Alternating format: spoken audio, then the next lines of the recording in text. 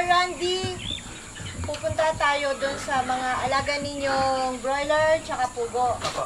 Ilan po ang alaga ng pugo dito? Bali, nagsisimula pa lang po kung 300 pieces. Simula pa lang yun, 300 na. Ay, yun po naman broiler, ilan po ang alaga natin ngayon? 200 po. 200. Sige po, silipin natin ang kanyang mga alaga.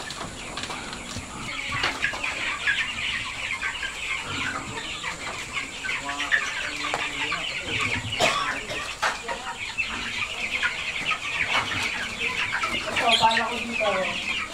Nagawin talaga ako sana dito pala ka tapos puro baboy. Ang napalo dyan sa pugo siya. Kaya kayo.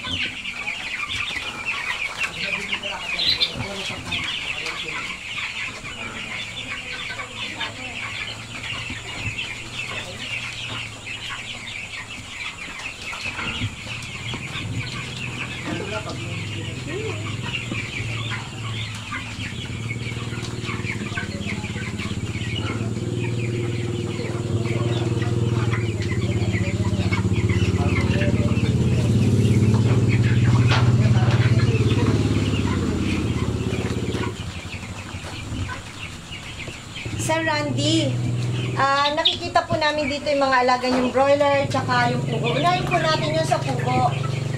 Binili niyo po ito sisiw pa. Opo. Hindi, bali po yung tinatawag na dumalaga. Dumalaga na po siya. Opo. So ngayon po ba nagsisimula na rin siya mangitlog ngayon? Ngayon po, umitlog na po siya. Bali po Tatlo po initially. Opo, 3 piraso pa lang po yung initlog niya. Ang pagkain po nito ay ad-lib ito, itong pigs na ito. Ano po itong klase ng pigs na to? Ano po yung... Laying mask na po ba ito? Opo, laying mask na po yan. Ayun.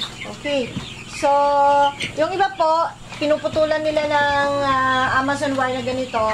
And then, isang strip pinapatong nila dyan sa ibabaw para hindi siya matapon ng mga pigs. And yes, kung mapatama po, ayun pala, meron doon. So, ang tubig po nila nasaan po?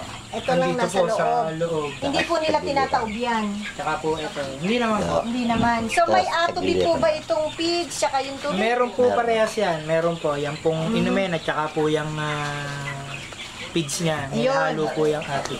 May halo. So, okay naman sila.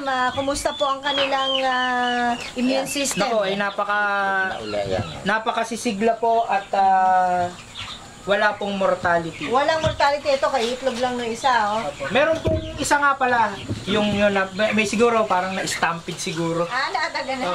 Pero buhay pa rin po siya eh. Oo. Kaya lang di lang po siya makatayo. Yun. Anyway, ito po mga dumi, mga kaibigan, ng pugo, dumidiretso po sa ilalim. May nakasapo po, nag-aabang na mga ipa. At napansin po namin dito, wala po talagang baho ang mga dumi. Samantalang napakabaho po dapat ng dumi ng pugo. Pero ngayong nandito na tayo mismo sa loob, wala tayong maamoy. Ano po ang epekto ng atobi sa mga pugo na ito? Sa unang araw po ba, nababawasan agad at first application of atobi? O ikatlong araw po? Alin pong Yung baho po. yung baho po. Opo.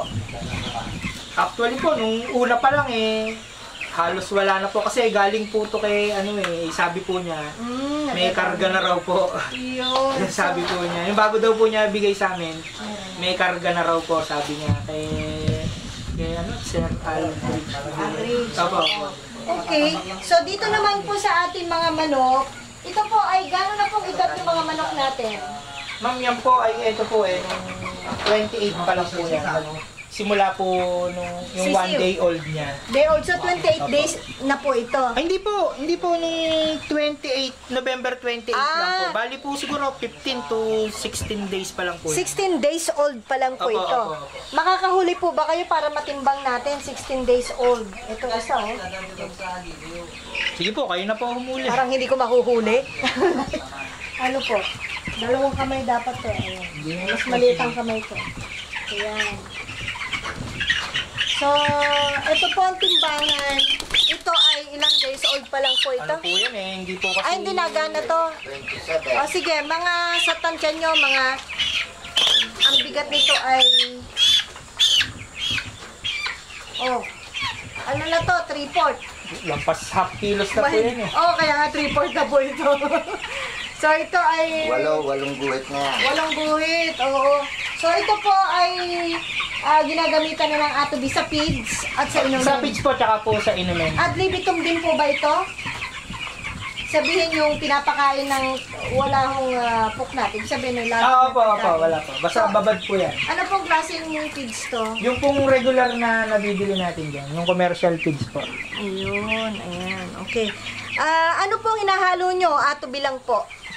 Atobi lang po. Actually, yan nga pong feeds na yan, yung pinakamura lang eh. Pero dahil ganun Pero ho yung still. kaano namin sa atobi.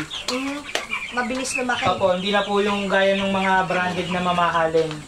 Eh, talo pa nga po yata yung mga branded eh. So ito ay mga alaga po nila na Sir Randy. Pakisabi po sa ating mga viewers ngayon, ano po ang may papayo nyo sa mga nais na pumasok din magnegosyo sa pag-alaga ng broiler, ng baboy at ng quail? Siguro po, mapapayo ko sa inyo, kahit po anong patuka, pakain ang gawin nyo o ano man ang gusto nyong alagaan, basta wag nyo lang kung kalilimutan yung atobi. Dahil sa sa tagal ko na rin ho dito, ito po yung talagang halos nakapagwala ng problema namin dito sa paghahayupan. So naging troubleshooter po ang Opo, atobi. para kung ganun na nangyayari talaga.